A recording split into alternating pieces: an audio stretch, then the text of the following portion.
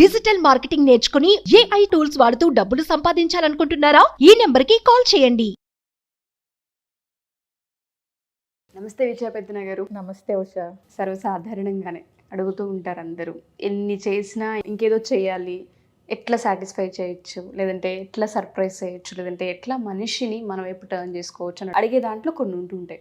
భర్త భార్య విషయం మనం ఎక్కువగా మాట్లాడుతూ ఉంటాం కాబట్టి భర్త ఏ విధంగా ఉంటే, అంటే కొన్ని క్వాలిటీస్ ఖచ్చితంగా ఉంటుంటాయి, ఇలా ఉంటే బాగుంటుందని ఉంటుంటాయి. అలా భార్య ఏం ఎక్స్పెక్ట్ చేస్తుంది? భార్యలకి అంటే ఏముంది, ఎక్స్పెక్ట్ చేస్తూ ఉంటారు ఇస్తూ ఉంటే. బట్ అది డిపెండ్స్ అపాన్ ఎవరికి ఏం కావాలి అనే ఎక్స్పెక్టేషన్స్ని బట్టి ఉంటుంది అని మనం అన్నా.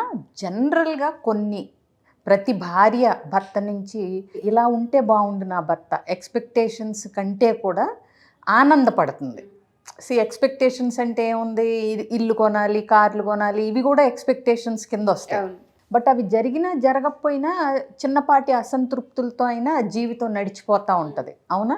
అందుకని కోరికలకు అంత ఉండదు, డిజైర్స్కి అంత ఉండదు, అవి భర్త చెయ్యాలి అనే ఎక్స్పెక్టేషన్స్కి అంత ఉండదు. బట్ ఇవి ప్రతి ఒక్కళ్ళ జీవితంలో ఎక్స్పెక్టేషన్స్ అనేది కామన్గా పెట్టుకుంటారు. బట్ ఒక భార్య భర్త ఏం చేస్తే ఆనందంగా ఉంటుందనేది మనం మాట్లాడదాం. ఎందుకంటే ఇది ప్రతి భార్య ఆనందపడుతుంది ఇవి ఉంటే. ఎక్స్పెక్టేషన్స్ మారొచ్చు, బట్ ఇవి ఉన్నప్పుడు ఏంటంటే భర్తలో ప్రతి భార్య సంతోషపడుతుంది, ఎగ్జాక్ట్లీ ఉంటుంది. కాబట్టి ఆ విషయానికి వస్తే ఏంటంటే తనంటే కేరింగ్, కన్సర్న్ చూపించే భర్త, అంటే తన ఇష్టాలకి, అభిప్రాయాలకి, తన పరిస్థితికి ఒక సెన్సిటివ్గా ఆలోచిస్తూ తనకి ఇది ఎలా ఉంటే నచ్చుతుంది, కేరింగ్ అంటారు చూడు, అంటే బాధ్యత తీసుకోవటం, తన అభిప్రాయాలకు కూడా విలువిచ్చి వాటిల్ని నెరవేర్చడానికి ప్రయత్నించటం, ఆ కేరింగ్, ఆ ఆప్యాయత అవి చూపించటం, ఆ కేరింగ్ అది ఒకటి. సో ఇట్లా కేరింగ్ చూపించినప్పుడు ఏంటంటే మామూలుగా నేనంటే నా భర్తకి అంటే ఇంపార్టెన్స్ ఉంది, నాకు ఒక విలువ ఉంది ఈ ఇంట్లో. అంటే ఇప్పుడు మరి తనకు బాగాలేదు అనుకో, ఇవాళ నువ్వేం వంట చేయొద్దు నేను చేస్తాను, అది కేరింగ్.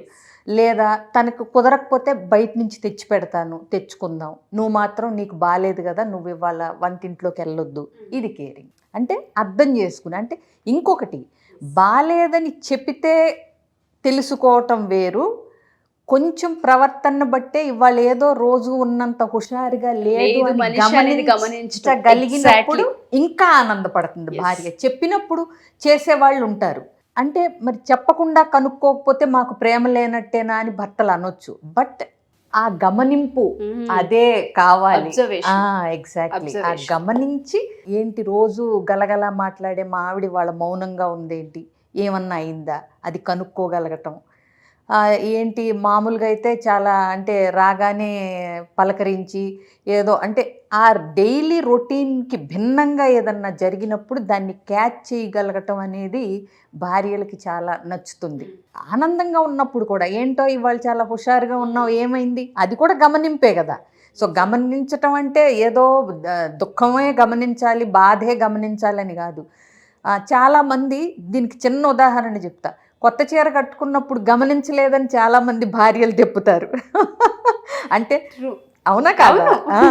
సో అంటే ఆ గమనింపు, ఆ కేరింగు, ఆ మార్పులు చేర్పులు. కొంతమంది హెయిర్ కట్ చేయించుకుని వచ్చి ఏం చూసావు, ఏం చేసావు అని అడుగుతూ ఉంటారు ఇప్పుడు.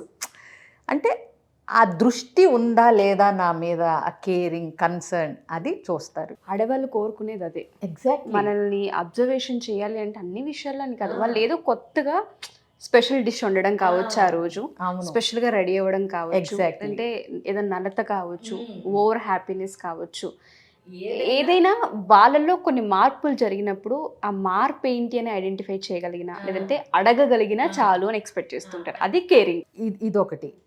రెండోది ఏంటంటే ధైర్యాన్ని, అంటే భరోసా ఇవ్వటం.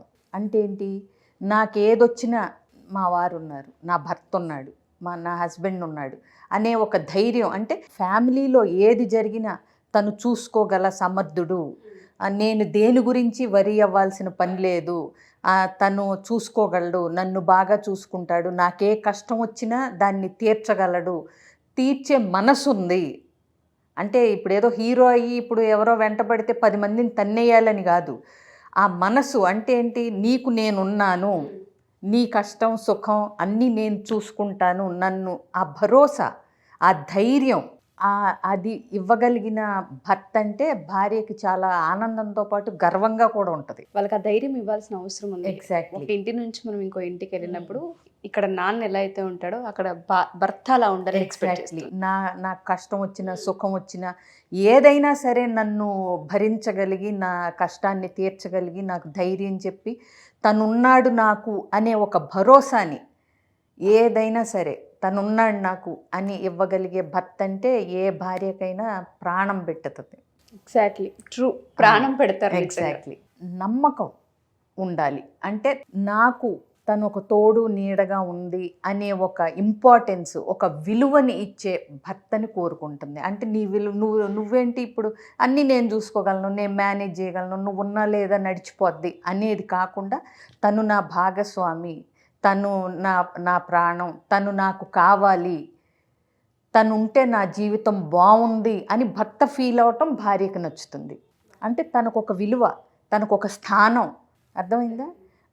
సో అది ఇవ్వగలడు. అంటే తన భార్యగా, తన ప్రేయసిగా, తన భార్యగా, తన ప్రాణంగా, తన పిల్లలకి తల్లిగా, ఆ ఇంట్లో తనతో పాటుగా నా భర్తతో పాటు నాకు కూడా సమాన స్థాయిని కల్పించగలడు అనే ఒక విలువనిచ్చే భర్త ఉన్నప్పుడు భార్యకి ఇంకేమి ఆస్తులు పాస్తులు అవి కూడా అక్కర్లేదు. తనతో పాటుగా సమానంగా చూసే భర్త. ఇవాళ రేపు రిలేషన్షిప్ చాలా ఈజీగా తీసేసుకుంటున్నారు. ఏ విధంగా అంటే అది అడ్వాంటేజ్ అనుకోవాలా, గ్రాంటెడ్గా తీసుకోవడం అనుకోవాలా, లేదంటే తెలియని తనమా, చెప్పేవాళ్ళు లేకపోవడమా అనేది తెలియదు. ఒకప్పటి జనరేషన్లో ఇప్పుడు మా అమ్మ మా నాన్న వాళ్ళ విషయాలు మేము చూసుకున్నా కేరింగ్ చాలా కనిపిస్తూ ఉంటుంది. మా అమ్మకి ఏదైనా చిన్నదైనా మా నాన్న ఆ రోజు వర్క్స్ అన్నీ ఆపేసుకుని మరి ఇంట్లో తన ప్రెజెన్స్ ఉంచుతూ ఉంటుంటారు. నా చిన్నప్పటి నుంచి అది నేను గమనిస్తూ ఉండేదాన్ని. ధైర్యం, మా అమ్మకి మేము ఎంతమంది ఉన్నా మా నాన్న ఇచ్చే ధైర్యం మాది పొరపాటు కూడా మా అమ్మకి సరిపోదు. అండ్ దాంతోపాటు మీరు అన్నట్టుగానే స్థానం, ఈక్వాలిటీ మా నాన్న చాలా బాగా చూపిస్తుంటారు. మీరు చెప్పేవన్నీ అప్పటి జనరేషన్లో ఉండేవి కాబట్టే రిలేషన్షిప్స్ అనేవి ఎంత స్ట్రాంగ్గా ఉండేవి అర్థమవుతూ ఉంటుంది. వాళ్ళు చెప్పేవాళ్ళు మీకు పెళ్ళిళ్ళు అయితే తెలుస్తాయిలే, మీకు పెళ్ళిళ్ళు అయితే తెలుస్తాయిలే అని. ఇవి 3 ఉన్నప్పుడు వీళ్ళకి కూడా గొడవలు వస్తాయి. కానీ వీటి వల్ల తెలుస్తూ ఉంటుంది, ఎక్కడొక్కడ ఆగే సందర్భం ఉంటూ ఉంటుంది. ఎగ్జాక్ట్లీ. సో సమానంగా చూసేటప్పుడు చులకన ఉండదు, చెప్పేదానికి వినిపించుకోకపోవటం ఉండదు. అవునా? అంటే ఏంటి, ఇక్కడ కమ్యూనికేషన్ అన్నీ కవర్ అవుతున్నాయి, అండర్స్టాండింగ్ ఇవన్నీ కవర్ అవుతున్నాయి. ఎగ్జాక్ట్లీ.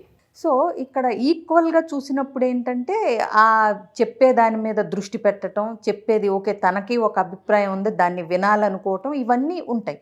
సో చిన్న చిన్న మిస్కమ్యూనికేషన్స్, మిస్ఫైర్లు, గొడవలు అవి వచ్చినా ఇవన్నీ ఉండటం వల్ల ఏంటంటే వాళ్ళు దాన్ని సాల్వ్ చేసుకుని, హ్యాండిల్ చేసుకుని హ్యాపీగా ముందుకు వెళ్ళగలుగుతారు. మీరు చెప్పిన థర్డ్ పాయింట్, ట్రస్ట్ ఏదైతే ఉందో మనిషి మీద అది ఉన్నప్పుడు ఈక్వాలిటీ కనిపిస్తూ ఉంటుంది, అండర్స్టాండింగ్ కనిపిస్తూ ఉంటుంది. సో ఈక్వల్గా ఉన్నప్పుడు ఏంటి, నేను చెప్పేదానికి వాల్యూ ఉంటుంది కదా.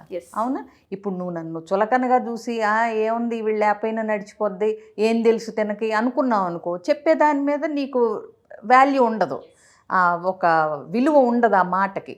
బట్ ఇప్పుడు నువ్వు ఈక్వల్ పార్ట్నర్గా ట్రీట్ చేస్తున్నప్పుడు తన అభిప్రాయానికి కూడా విలువనిస్తావు. ఇవన్నీ కవర్ అవుతాయి, చాలా ఏరియాస్ ఈ 3 వల్ల కవర్ అవుతాయి. ఆ కేరింగ్, దృష్టి, అబ్జర్వేషన్ ఉండటం, అట్లాగే ధైర్యం, భరోసా, నా పిల్లలకి నాకు ఏదైనా తను చూసుకోగలడు అనే ఒక ధైర్యాన్ని ఇవ్వగలగటం, అట్లాగే ఒక స్థానాన్ని, ఒక విలువని ఇచ్చినప్పుడు మైనర్ ఇష్యూస్ ఏమున్నా వాళ్ళు హ్యాండిల్ చేయగలుగుతారు. రిలేషన్షిప్లో ఉండాల్సిందే ఇవి. ప్రతి లైఫ్ పార్ట్నర్ కూడా ఇవి గమనించి రిలేషన్షిప్లో కనుక మెయింటైన్ చేయగలిగితే ఎంత పెద్ద ప్రాబ్లమ్స్ వచ్చినా ఒకరికొకరు నిలబడే అవకాశం కనిపిస్తుంది. డెఫినెట్గా. Thank you ma'am, thank you so much.